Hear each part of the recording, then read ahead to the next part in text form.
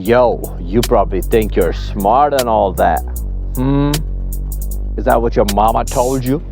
I mean, you've got your degree, you've probably passed your exams, you probably quote a book every now and then. Truth is, you're not really smart. You're just system certified. What does that mean? There's a difference. You just finished a course that they made for you. Well, guess what? They have lowered the bar. So now average looks like excellence, and failure probably looks like average. You don't believe me, right? Here's the proof. In 1995, the SAT scores were so low, instead of fixing the education system, they recentered the score upwards.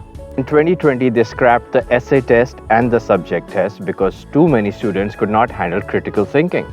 US math levels and reading levels were drastically dropped to where they were in 1970s. And you might be thinking, I'm not living in the USA, so this does not affect me.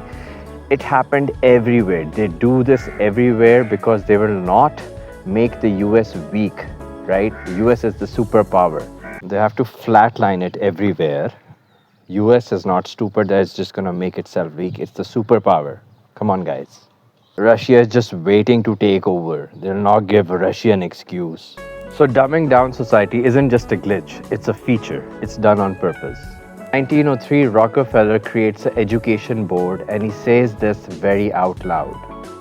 I don't want a nation of thinkers, I want nation of workers. Real education asks questions, but what does the school do? It gives you the answer and tells you don't ask why. Real education builds independence, but schools build obedience.